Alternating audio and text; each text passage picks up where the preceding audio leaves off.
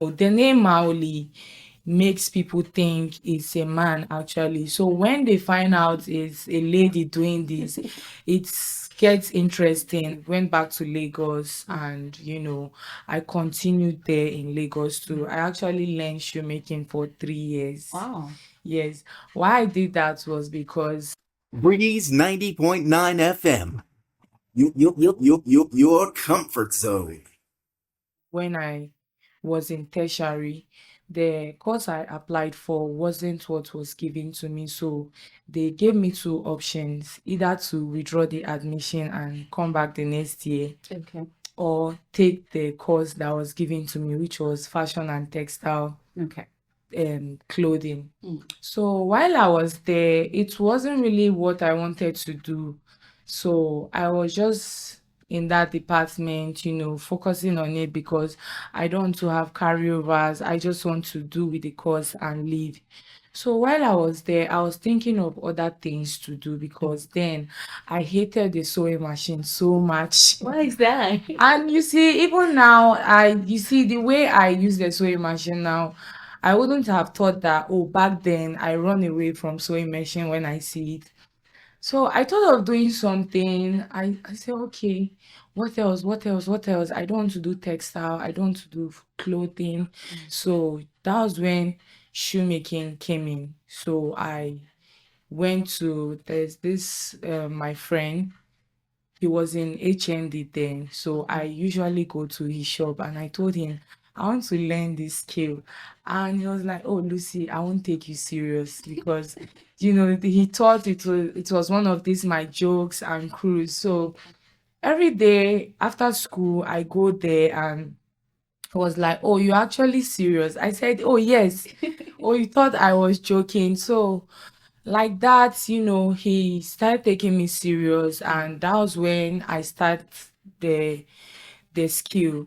Fast forward till I graduated and I went back to Lagos and I continued there in Lagos too. I actually learned shoemaking for 3 years. Wow. Yes. Why I did that was because it's not all about, making the footwear. It's all about, whatever you are doing, when somebody look at your dressing, when somebody look at your outfits, they should compliment your shoe more. All right. You get, so it shouldn't be just regular, it shouldn't be just basic. It should be something loud. It should be something, you see some of all these footwear you see on the runway and All right. you are mesmerized that, oh, what is this? Something like that actually. Wow. Yes. So, how long have you been running your business, and what's your journey like in the early stages comparing it to now? Okay, I've been running my business now for 4 years. Like I said, I started in Nigeria and I I relocated to Ghana now. It will be 2 years this year. Okay. So I thought of, okay, let me bring this skill here because I know Ghana has a lot of potential, even though most people don't see it that way. But I know that they do. They have a lot of potential because my dad actually told me about I think the Kumasi shoe industry during the Kwame Nkrumah time. Okay. And how it wasn't maintained. And also the kind of vision I have is something like that. I want Ghana made to be on the world map. You get just the way other high fashion brands are. I want it to be on the runway. When you see it, you know that this is made in Ghana. And, it should be that, the way a lot of people don't appreciate the local footwear. They prefer buying the already made, the imported. Yeah. And I don't want it to be like that. I want it to be that it should be the other way around, whereby, Ghanaians import footwear to this European country. It shouldn't be that, oh, this is not locally made, you Right. get. So yeah, that's actually one of my vision. It's beyond just making and selling. And also One of the potentials I also see is, the abattoirs. They have a lot of role to play in this industry because, the animal skin they throw away, some of it they use for wele. These are things. These are things that need to be processed into making this leather, into making not just footwear, but leather bag and other things you get. Yes. So bringing your business to Ghana, how difficult was it? Was it very challenging or was it easy? Were you able to find your foot around it? It was challenging and not challenging because where I'm coming from, we have this mindset of always putting yourself out there. You get you just once you are dedicated and consistent in what you are doing, it might take long, but definitely you get that recognition you need. And also social media and friends and referrals has really helped me in business. Okay. When I make footwear for a client and they refer me, and sometimes I go to social gatherings and I let people know that this is what I do. And also I would really love to collab with fashion brands and the fashion industry in Ghana, the runway especially. Yes. Okay. So now let's look at the type of footwear you make. Is it the slipper, the boots? Yeah, mainly I do big spoke shoes Okay. actually. It's just that for now I don't have some of the machines. So I make both corporate shoes, slippers, platform slippers for men, women, Oh wow. and children. So it's all around. All It's not round. just one pattern or just slippers. Okay. Yes. So let's see how difficult the challenges you talked about. What steps did you take to establish your brand to make it stand out in the market? Okay, first thing first was social media. Okay. Yes, I always advertise there and talking to people that if I meet you for the first time, I tell you, oh, this is what I do. Even if you are not going to patronize me, I'm just telling you, just in case you know somebody that need a footwear, you remember, oh, somebody actually tell me that, oh, they make footwear.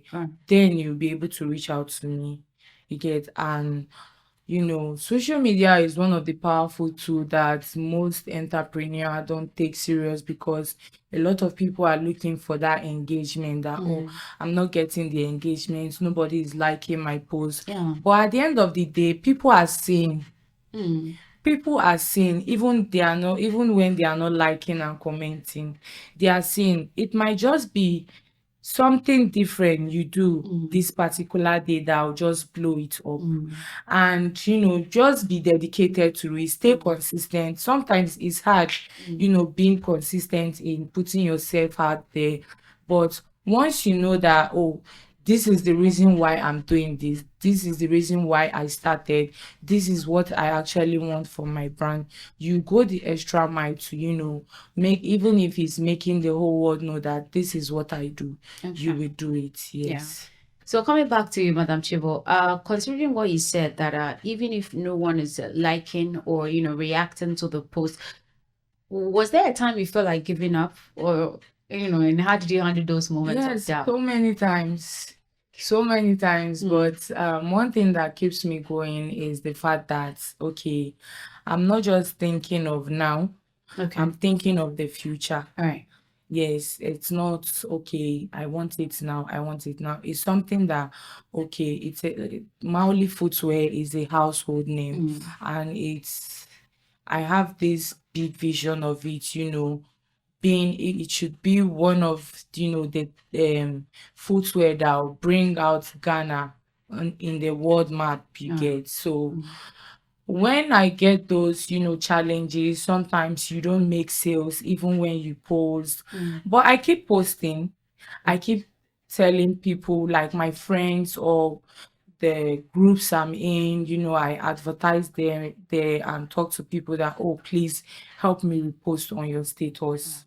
You get. So sometimes from that reposting, the referrals, I get to make sales. And I can't say, oh, because I'm not getting the like and all that, I won't stop posting. What if it was this particular day I actually post that made somebody come across this, my post actually come across this person FYP, and they decide to try it out? Because it has played like that on several occasions, that most of my first clients, they, especially on TikTok and Twitter, All right.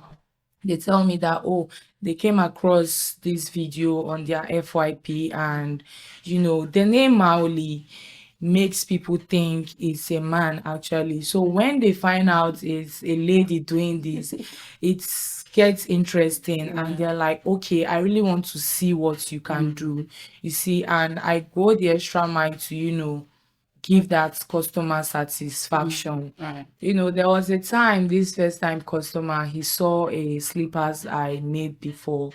And one of the difficulties I also have is getting material resource. Yeah, most times I get across country, which is not supposed to be so. Right. So he said he actually wants this particular sole, and that sole is not in Ghana. I buy them from Nigeria. Okay. So I was now thinking, okay, if I buy this particular sole, I'll pay for logistics for it to be done.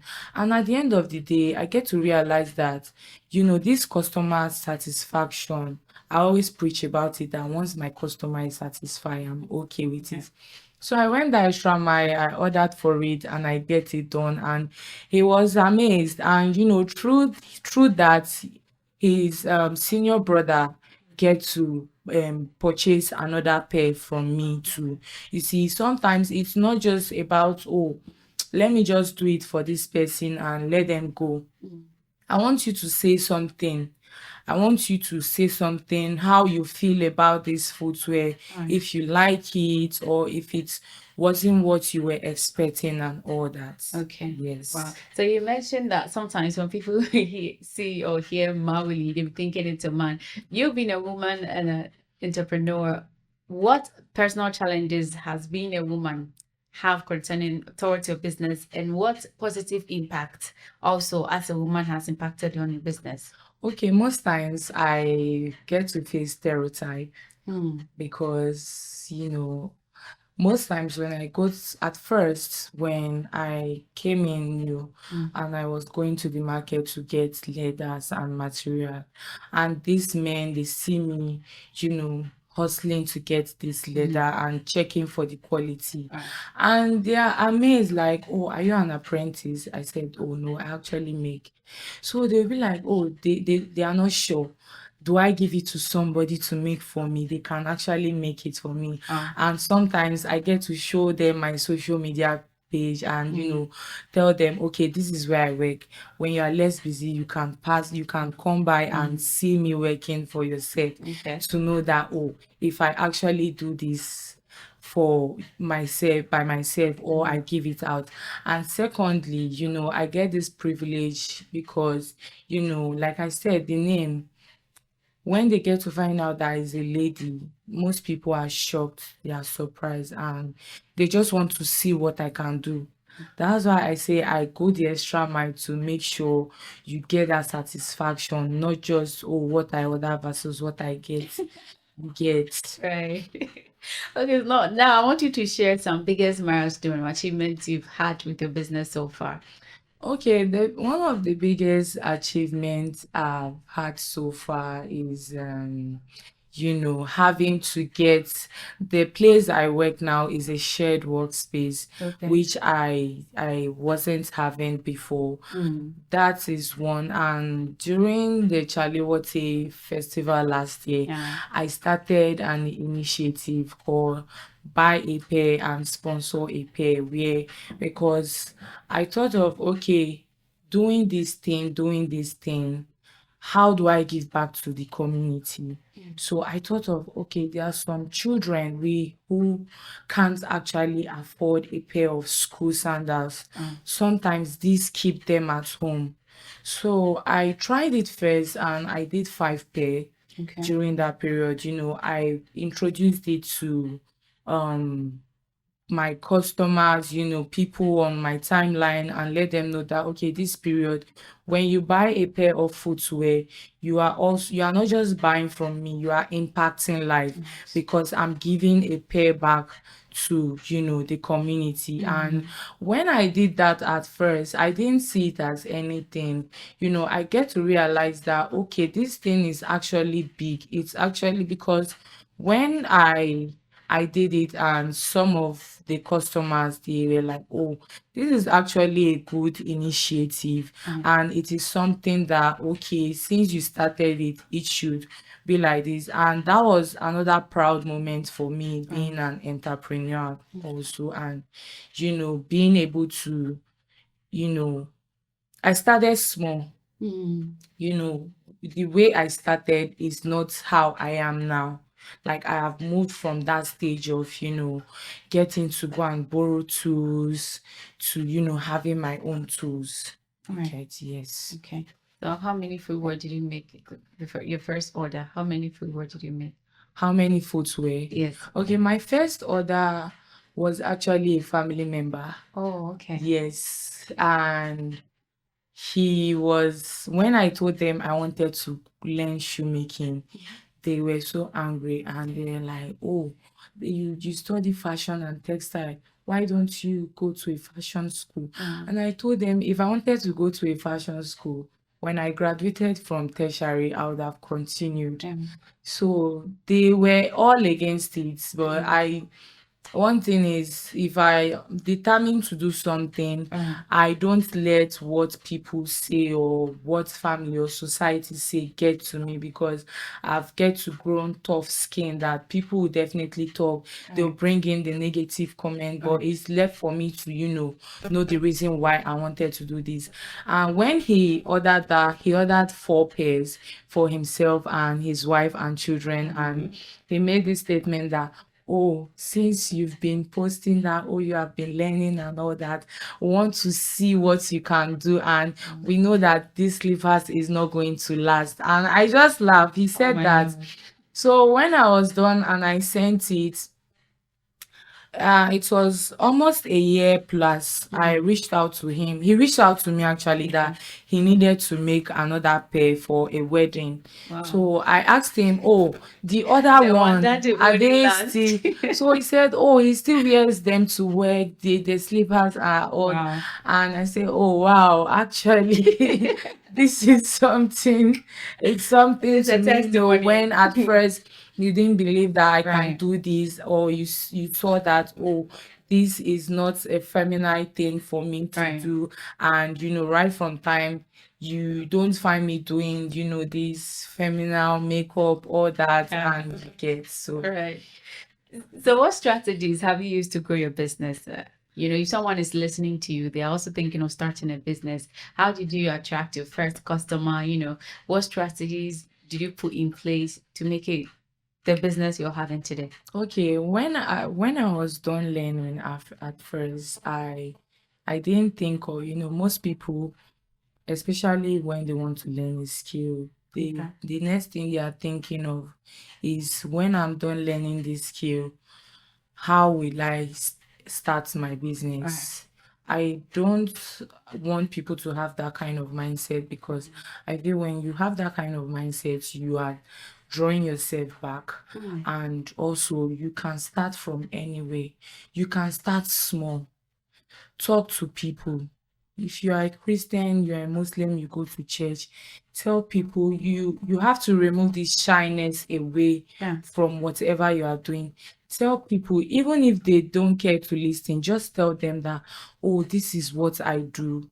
And also social media. And if you have a community, like a group of friends or a social gathering or something, tell them, sometimes make this thing. Or if you're a stylist, you're a fashion designer, whatever it is, make this thing, wear to this event. Or sometimes gift people in your, like this, some of these big people, the chief in your community, let them know that, oh, I brought this gift for you, and I just want to let you know that this is what I do.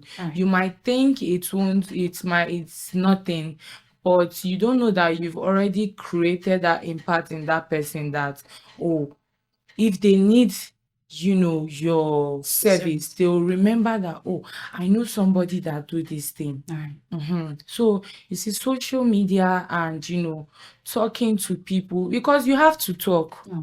You have to, you will talk. And your business. as you are talking, people will want to make you feel small. People want to shame you. Yeah. People want to, shrink you, make you feel small, make you think, oh, you are not doing enough.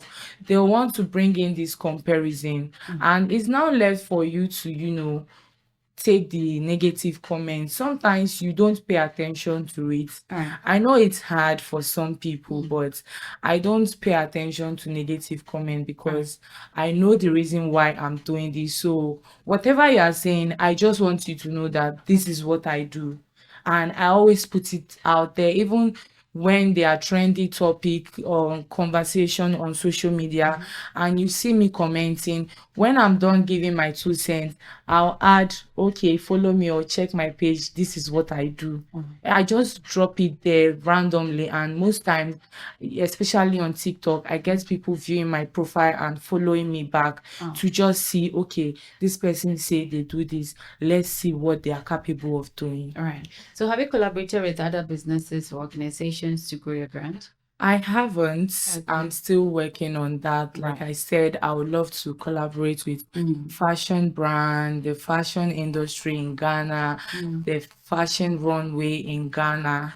I would love to collaborate with all these people, and also my initiative, the buy a pair and give a pair. I would love to collaborate with NGOs that, have interest in this thing, giving back to children or community.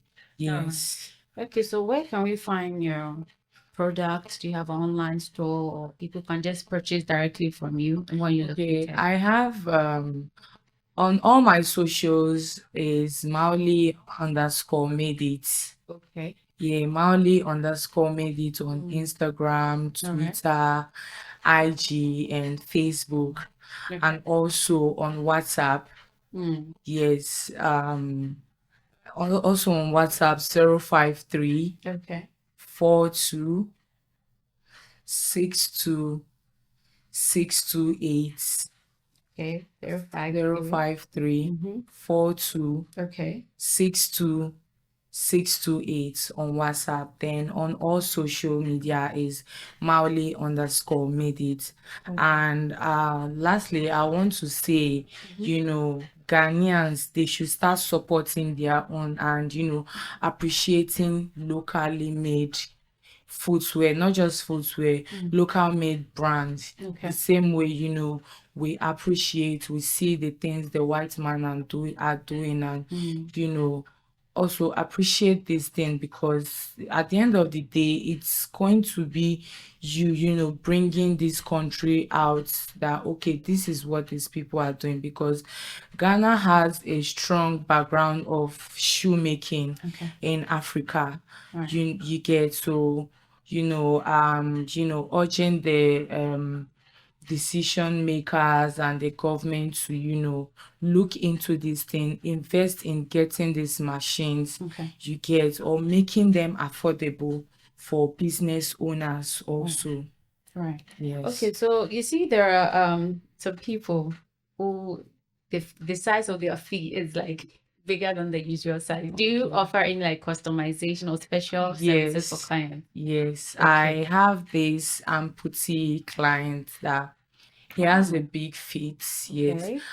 Like, there's no limit to the size I can make. I've made a size 50 before. Oh my God. Yes, for this client in particular. And, I had to, it got to a point I had, because he can't, come out that much. I had to go to their house to, do the finishing touch of the footwear to make sure that it fits, and to make sure that, okay, it doesn't give them that stress, the sole, making the sole soft, Right. so it doesn't hurt them. Okay. There's no there's no limit to the size I can do. Okay. And also myself, I'm a big feet girly. Okay. And I get to see some big feet girly complaining that, oh, we don't get our size of footwear.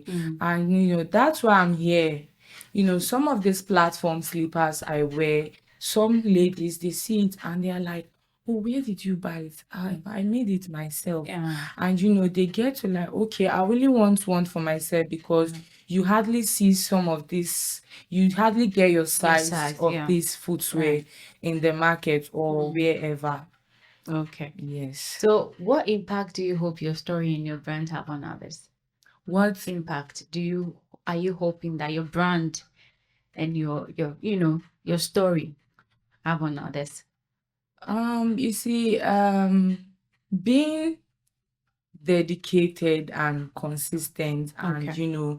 knowing the reason why you are doing this thing, because at the end of the day, society, people, family member are going to criticize that thing you are doing. And they've done that to me, and one thing that has kept me going is God, and being dedicated, because it's something I love doing. And also I have a vision. It's not just more than it's more than making and selling. It's also a vision of one day having a shoe academy in Ghana, where not just Ghanaians but people from other countries come Right. to learn these skills. Right. Yes, and also for the women out there, the ladies out there that are thinking of, oh, they don't know where to start from, just start from anywhere. You don't need plenty capital. If you're waiting for plenty capital to start, you might not be able to start, and you might end up, spending that capital you are waiting for. Start with the little you have. Start, even if it's in your mother's house, start there. Even if it's in your small room, start there. And make sure you tell people, this is what I do. You talk about it. Be as loud as you can. People will find it disgusting, but just still be like, people will embarrass you, people will pour you spit on your face. But you just have to, be there, be dedicated. Right. If it's something you actually have passion on doing. Okay. Yes. All right. So, Mr. Black from Nima is saying, you're loving the entrepreneur already. Yeah, they are really liking your vibe as well. So, I would like you to, before you go, you give your social media handles again, because personally, I've seen her page and I've seen the beautiful creations she's making, and I have like three footwears I've chosen to purchase already, because I'm loving the look. It does not even look like Ghana made. That craft, that beauty is in there. So I'd like you to give your socials again, so that people who just join in can also interact with you on social media and get their footwear as well. Okay, on Instagram, Twitter, and TikTok is Okay. Mauli_made it. Okay. Mauli_made it. Okay. And also on WhatsApp, 053 Okay. All right. Thank you, Madam Lucy Akua Chivor, for joining us this morning on the Sunshine Cruise. Thank you for having me. Breeze 90.9 FM. Your comfort zone.